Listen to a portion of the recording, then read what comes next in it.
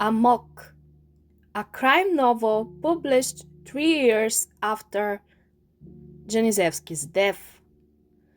The investigator of the case, after reading the novel, concluded that there were details in the plot that only the killer would be able to know. Krystian Bala, born in 1973 in Poland, was a self-published writer and photographer. He graduated philosophy from the University of Wrocław. Afterwards, he traveled around the world for some time, including Europe, the USA, and Asia, and afterwards settled down in Poland and married. In 2003, Bala decided to bring an idea he had since 3 years ago into a novel called Amok. Dariusz Janisewski was a Polish small business owner in Wrocław. In the year 2000, he was discovered floating in a lake upside down. For 3 years, the Wrocław police had failed to solve the murder, until a detective found some physical clues linking the murder to one Krystian Bala. More sensationally, clues to the killing were found in Bala's novel Amok, published 3 years after Janisevsky's death.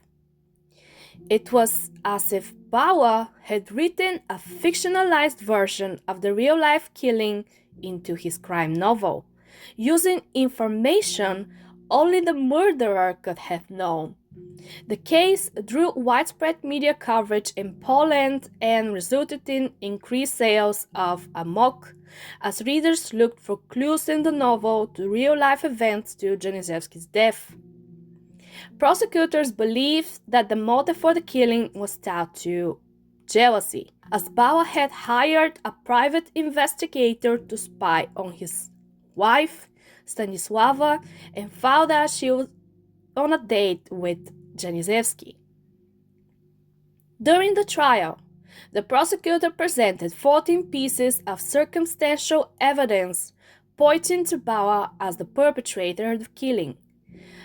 Ultimately, the court found that 10 pieces of the evidence formed a logical chain pointing to the defendant's guilt. This evidence included witness statements, a magnetic card used to contact the victim and his family, and a pen with the logo of the victim's company, which was found in Bala's apartment. Logs to the website of the TVP television program Criminal Magazine 997 also served as indirect evidence, publishing further details about Janisevsky's murder from various locations around the world where the writer was currently residing. On the 5th of September 2007, Krystian Bala was sentenced to the Wrocław District Court to 25 years in prison for the murder of his now ex-wife's alleged lover, Dariusz Janisewski. On the same day, the court also convicted Krystian Bala of stealing the victim's cell phone using a forged ID and exposing the University of Wrocław to financial losses.